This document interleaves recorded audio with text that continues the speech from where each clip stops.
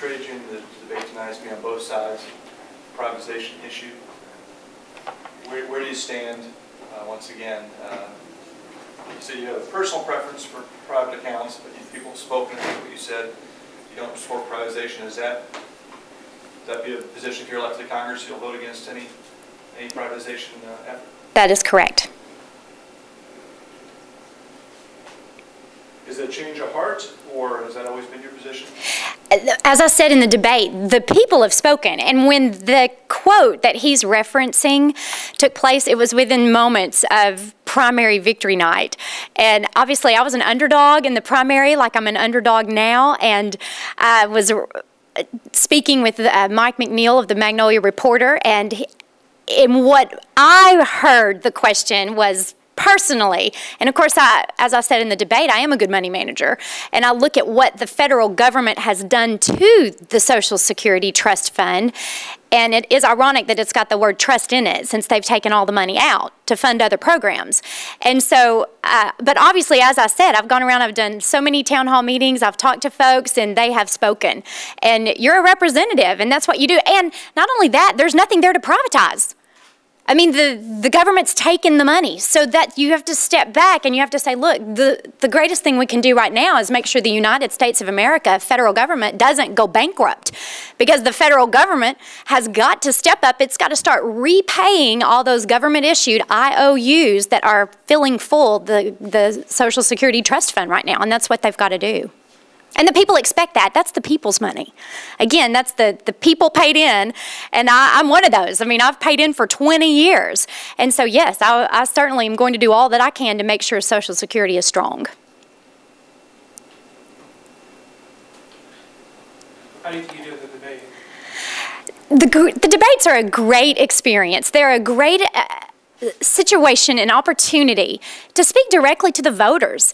And what has been so galvanizing about this Back to Basics campaign is we have seen folks come out of the woodwork, people that have never been involved in the political landscape ever, and they're stepping out. They're doing what I did. This was not on my career agenda. Beth Rankin loved her life. I loved being a small business owner. I loved teaching my 60 students on the downtown square of beautiful Magnolia, Arkansas, but I kept watching the news every day. And I kept realizing that they are spending this country into oblivion. And again, Congress holds the purse.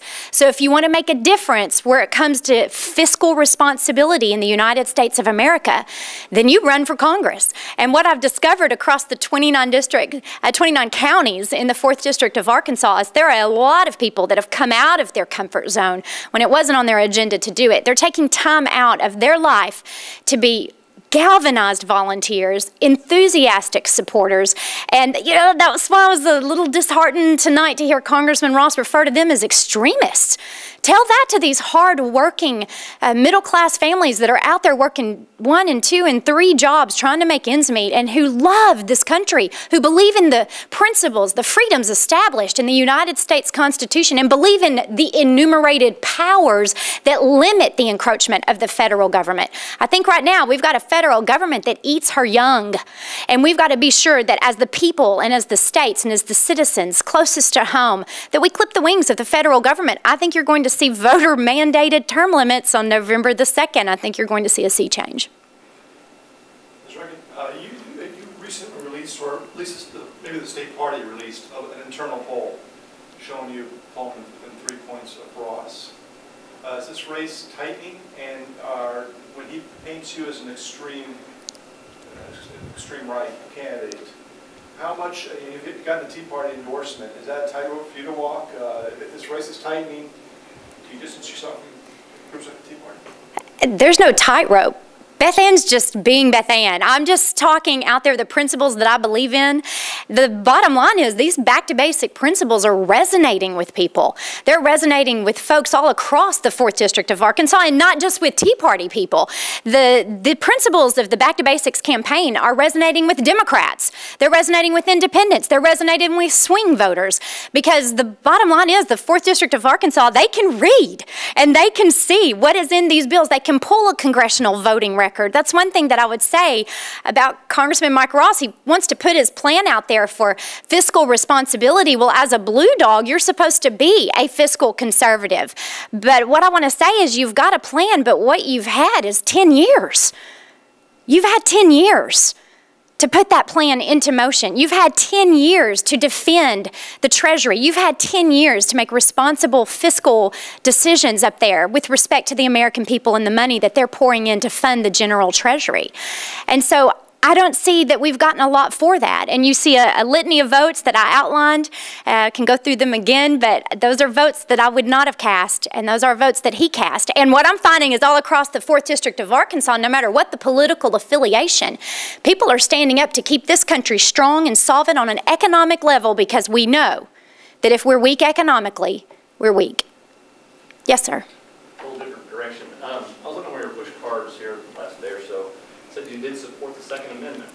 Do you believe the laws in the federal books right now are consistent with the Second Amendment, or is there something you think you should get rid of? I think we have enough gun control laws in this country. I'm an avid supporter of the Second Amendment. As a student of history, I love studying the United States Constitution, our founding fathers, the debates that they engaged in as our country was being born into existence. And keep in mind, those first 10 amendments, they're the Bill of Rights. They weren't an accident. I mean, they're the Bill of Rights. They were birthed into existence at the same time that the United States Constitution was ratified by the well, not at that time by 37 states, but it was ratified by the states in existence at that time. What my point is that the founding fathers put it number 2 for a reason. They weren't kidding.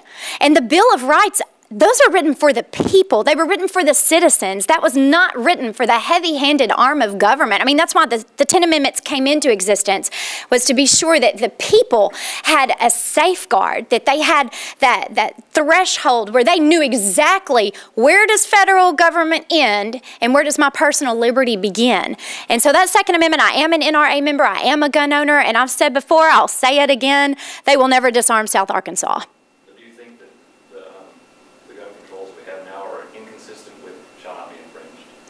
I think there, as I said, I would not support any new gun control laws at all. I personally think there's too many. I mean, guns don't do the crime, people do the crime. And again, I go back to the fact that every government knows the first step toward a tyrannical government is to disarm the citizenry. And we can never let that happen. And I would never support that.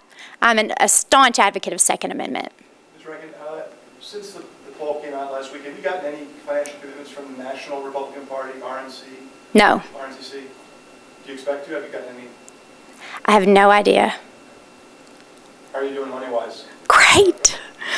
We are amazed and extremely grateful. Talk about extreme. We're extremely grateful to have the financial support of so many people stepping forward. And what that shows us is people believe in what this message is. And I believe it was you, Charlie, early on asked me, you know, Beth Ann, you're an underdog, you're tackling a 10-year incumbent. What in the world makes you think you stand a prayer in this campaign? I'm paraphrasing, Charlie, but that was the basic question. And I said, because we've got the message. We've got the message.